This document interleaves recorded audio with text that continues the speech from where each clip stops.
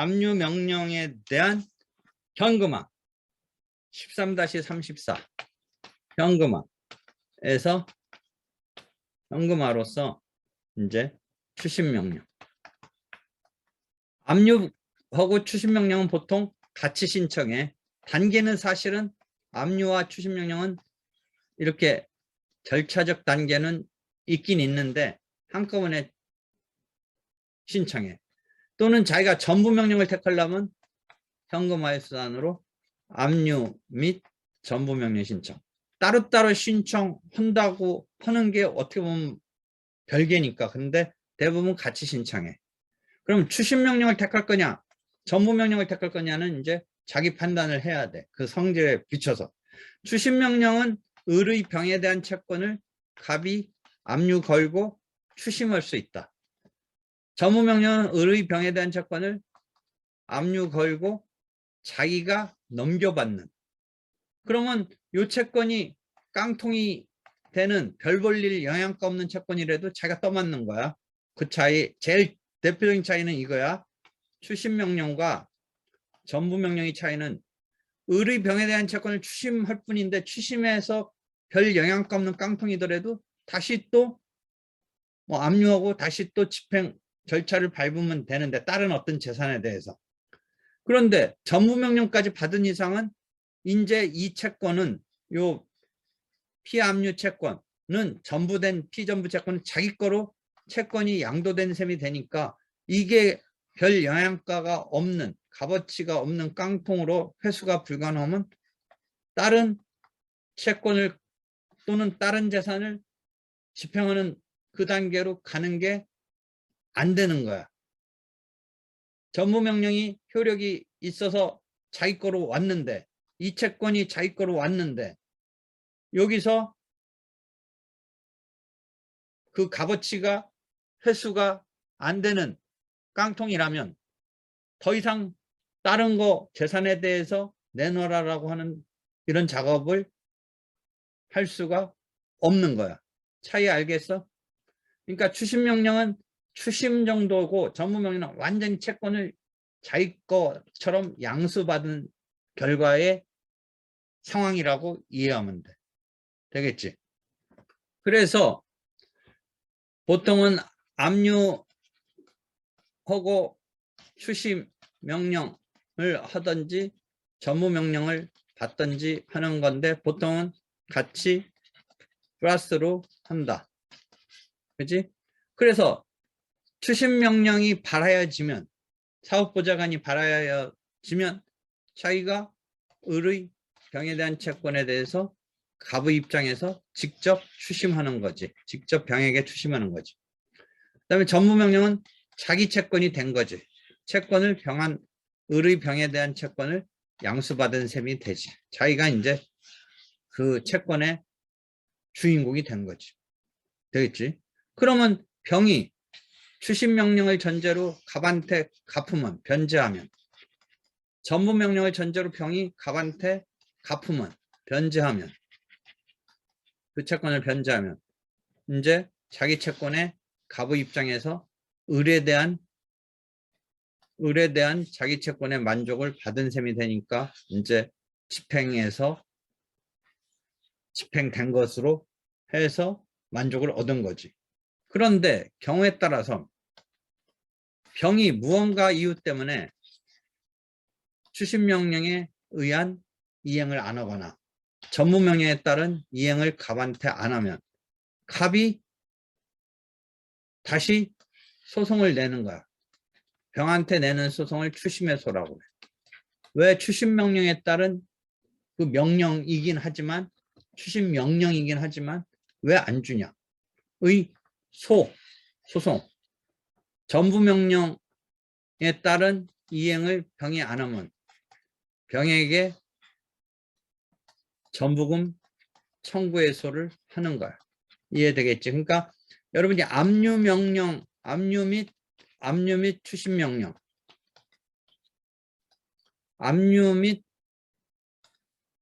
전부명령까지 일단 이해한 다음에 그것에 따른 이행이 이 명령이지만 사실은 결정, 실질은 결정이야. 판결 결정 명령할 때 결정인데 이 결정에 따른 순조롭게 병이 그 내용에 따른 이행을 해버리면 더 이상 문제는 생기지 않고 끝나는데 병이 안 오면 갑이 병한테 추심해소를 내. 그럼 이게 뭐하고 비슷해? 채권자 대위 소송하고 비슷하잖아. 이 추심 소송이 채권자 대위 소송하고 비슷해. 이렇게 되면.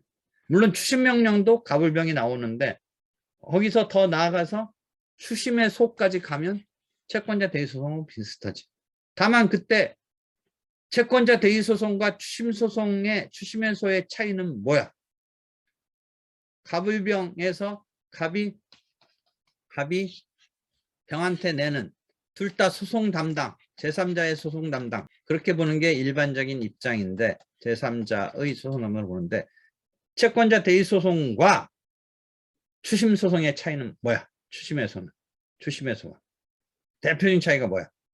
채권자 대위 소송은 피보전 채권에 대한 갑의 을에 대한 채권에 대한 집행 권한이 없은 상태에 채권자 대위 요건을 충족해서 낼 수 있도록 민법 404조가 재판상 청구할 수 있도록 재판 외 청구 플러스 재판상 청구할 수 있도록 함으로써 소송으로 들어온 거니까 피보전 채권에 있어서의 주장 자체로 요건을 통과하면서 소송으로 오고 피보전 채권의 존부가 없다고 느끼면 제3자의 소송 담당 중에 피보전 채권의 존재가 인정되지 않으면 부적법 각하시킨다가 통설 판례 입장이다라고 무진장 공부하는 거 아니야.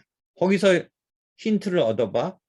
추심해소는 피보전 채권에 해당하는 갑의 을에 대한 채권이 이미 집행권은 플러스 압류 플러스 추심 명령까지 온 거니까 피보전 채권에 대한 집행권한이 있는 거야. 있는 거라고. 다시 차이는 갑이 을에 대한 피보전 채권을 갖고 을의 병에 대한 제3채무자에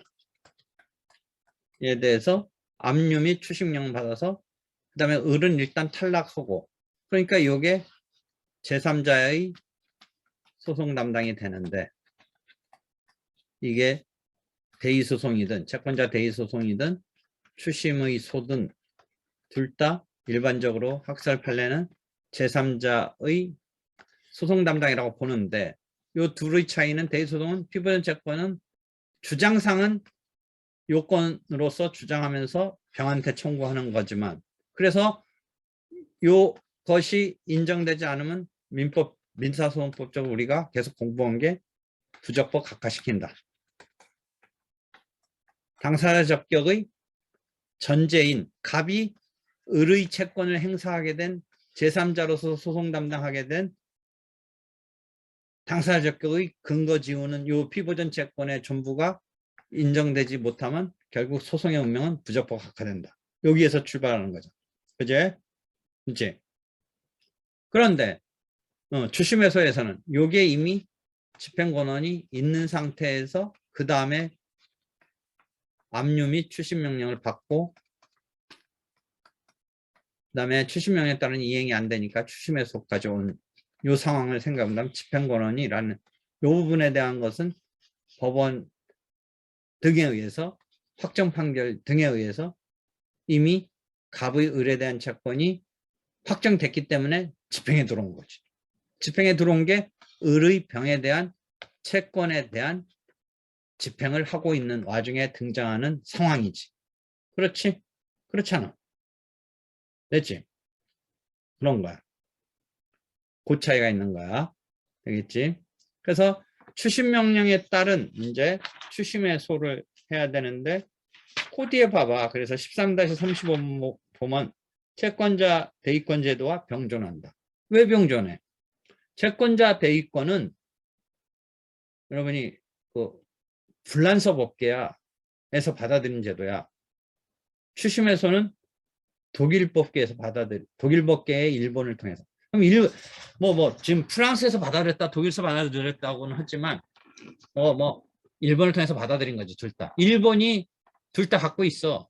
일본은 아닌데 우리가 였다면 어휴, 일본보다 뭔가 우리가 좀 문제점이 있다든지 또 다른 생각으로 했다고 하는데, 이것조차도 일본하고 똑같이 일본 거에서 됐는데, 일본 연역적으로 일본이 채권자 대위권을 프랑스법에서 수용을 했어. 민법에서 이렇게 하다가.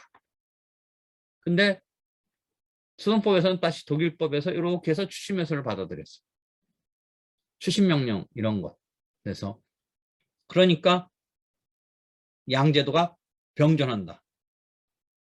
그러는 것이지. 그 다음에 쭉 보면 요번 변호사 시험에 사례형에 그 2019년 7월 25일 선고 채권자에게도 미친다. 그 마지막 코 판례 사례형으로 나왔네. 2019년 7월 25일 선고. 민사소송법에서도 있어. 민사소송법도 있는데 여기는 시효 중단 이것에 관해서 시효 중단의 효력이 피압류 채권에 대한 추심 권능을 부여받아 일종의 추심기관으로서 그 채권을 추심하는 채권자에게도 미친다. 시효 중단의 효력이. 채무자가 제3채무자를 상대로 여기서 이 채무자가 제3채무자를 상대로 시효 중단의 효력은 누구에게도 미친다? 이 채권자에게도 미친다. 무슨 얘기냐면 이번 변호사 시험에 나왔어. 2019년 판례 가지고. 갑이 을병 요 채권을 하려는데 이렇게 해서 지금 추심의 소송을 냈는데 민사소송법에 나와 있어. 변호사 시험에 올해 나왔네. 요게 소멸시효가 완성되기 전에 을이 시효를 중단시켰는데 갑이 낼 때 요게 어떻게 되냐. 요 시효 중단하는 게 갑에 어떤 영향을 주느냐인데 영향 효력 생긴다. 미친다. 그러니까 2019년 7월 25일 선고. 요거 갑의 을에 대한 대여금 청구 소송에서 병이 압류 및 추심 명령을 받은 부분에 대해서 갑에게 당사자적 기록 없음을 확인하고 을은 갑에게 1억 원을 지급한다. 지금 여기 보면 병이 채권자고 잘 문맥 읽어봐. 갑이 채무자고 을이 제3채무자네. 문맥 읽어봐. 맞지? 갑을병을 우리가 보는 갑을병으로 안 해놨네. 그 병이 채권자인데 1억 원 추심금 지급 소송을 냈는데 을은 갑의 대여금 채권이 을은 제3채무자고 갑은 중간 채무자인데 시효로 소멸했다고 주장한다. 20점으로 나왔는데 을의 주장은 타당한가? 다시 돌아와서 추심명령 그 얘기를 하고 있는 상황에서 추심해소까지 막 가고 있어요. 우리가 추심해소까지. 그래서 지금 포인트만 쭉쭉쭉쭉 얘기하는 거야 지금. 그래서 13- 지금 35에 13-35에 요번 변호사 시험 문제가 그 2019년 2019 다 212945 판결에서 출제됐다는 걸 봤고, 지금은 이제 추심명령 다음에 추심해소까지 전개되는 건데, 이게 여러분이 채권자 대의소송하고 유사한 구조에서 우리가 자주 민사소송법에서도 제3자의 소송 담당 요 틀에서 그래서 근데 시효 중단은 소송법에서는 소재기의 효과의 실적 보상 효과인데 주로 민법에서 그건데 종합 문제니까 자꾸 그쪽에서 민법 민사소송법 걸린다고 생각해서 출제하는 것 같아. 그 다음에 13-36에 추심명령은 제3채무자에게 송달됨으로써 효력이 발생한다. 그러니까 사례에서 이렇게 보면 어떤 문제를 볼 수 있냐면 날짜가 주어지면서 송달 날짜를 잘 챙겨야 돼. 추심명령은 제3채무자에게 송달된 때인데 그거 하나 더 추가로 설명하고 추심해소 쭉쭉쭉 보면서 민사소송법에서는 상당히 의미 있게 다루어지기도 해. 또 한편 박스로 낸 판례는 사실은 집행법 자체로는 의미에 있어서 박스까지 막 만들어 준 거는 민법 또는 여러분 변호사 시험 때문에 그렇지. 하여튼 채무자가 박스 봐봐. 제3채무자를 상대로 계속 판례를 갖고 시험 문제를 내더라고. 이건 사법시험 시절에도 나온 거야. 을이 병한테 이행해소를 냈을 때 이 상태에서 압류채권자가 갑이 제3채무자를 전저를 추심해소 낸 게 중복제소냐. 여러분 이거 유사한 거 채권자 대의 소송에서 한번 봐봐. 채무자가 제3채무자한테 냈는데 갑이 채권자 대의 소송을 냈을 때 대의 소송일 때 이거 중복 소송이 아니야. 중복제소라고 보는데 채권자 대의 소송은 추심에서는 전원합치 판결이 그때 당시에 곧바로 사법시험에 그 다음에 나왔는데 2013년 전원합치 판결인데 전원합 판결인데 추심해소의 경우는 이게 중복된 소재기에 해당하는지 여부에 대해서 소급. 아까 말한 대로 추심해소라는 것 때문에 여기서 자세히 다루는데 집행법이 소송법과 종합분제로 나와서 자세히 다루지만 소송법에서 중복제소 때문에 문제가 된 전원합치 판결인데 소급, 즉 중복된 소재기에 해당하지 않는다요. 그럼 뭐 때문에 헷갈리느냐? 이거 채권자 대해서 이 부분 이해해? 그럼 이것도 중복된 제소로 봐야 되는 거 아니야? 이 같은 구조라고 본다면. 그러니까 이쪽 전원합치 판결에 반대 의견이 있다고 내가 각주에 써놨잖아. 그러니까 이거 시험 문제 나왔을 때 반대 의견적인 입장을 쓴 사람은 대단한 게 이 채권자 대의 소송에서의 마찬가지의 구조라고 생각하고 중복제소 걸린다고 썼으면 대단히 내가 볼 때는 대단히 똑똑하게 생각한 건데 전원합치의 다수 의견이 아니다라고 했으니까 꽈락 맞느냐 아니니 막 걱정을 하고 직전 판례를 냈기 때문에 그때 당시로. 근데 내가 말하는 게 뭐냐면 이런 거. 이 대법관들도 일부는 반대 의견도 있는 거 아니냐의 이야기할 때 이것도 그런 예 가운데 하나지. 오히려 반대 의견의 입장, 중복제소에 해당한다라고 보는 입장은 채권자 대의소송에서의 구조와 추심해소의 구조를 같은 맥락으로 본다면 이건 왜 중복제소에 안 걸린다고 보느냐 라고 생각할 수도 있다는 거지. 그 다음에 진짜 이거는 내가 평석도 쓰고 나만 최근 거다. 그 다음 오늘 마지막 볼게. 2020년 10월 29일 선고 2016타 35390 판결. 내가 평소까지 했는데 동일한 채권에 대해서 복수의 채권자들이 을의 병에 대한 이 동일한 채권에 대해서 X와 Y가 압류 추심 명령을 각자 받았어. 각자. 어느 한 채권자가 받은 다음에 추심해소까지 나아갔어. 추심 명령을 받고 추심해소까지 나갔어. 여기서 확정된 판결이 요 Y한테 효력이 생기는지에서 소급. 이것도 또 뭐하고 비교하면 좀 괴리를 느끼니. 민사소법 지금 들으는 사람들 현장 학습에서 내가 바로 직전에 뭐 했어? 수인의 채권자의 채권자 대의소송의 관계에 대해서 설명을 했는데 수인의 채권자에 대한 채권자 대의소송에 대해서 설명했는데 이게 유사필수적 공동소송이다. 의 하나의 예다. 또 민사소송법 시간에 직전에 이야기했는데 이 틀이 비슷해. 요거와 또 다른 채권자가 추심해소를 냈을 때 수인의 채권자 대의소송이 유사필수적 공동소송인 경우는 그 91년인가의 판례는 91년인지 맞는지 몰라도 원래 갑과 을이 낸 사건이었는데 채권자 대의소송으로 냈지. 갑이 을에게 정확히 뭐 지금 맞춰 표현하려면 병에게. 근데 갑이 소송 도중에 사망함으로써 갑원, 갑투, 갑쓰리 3까지 하면 또 헷갈리니까 갑원, 갑투의 상속인이 소송 도중에 절차를 수개하고 승계 당사자 지위를 승계했어.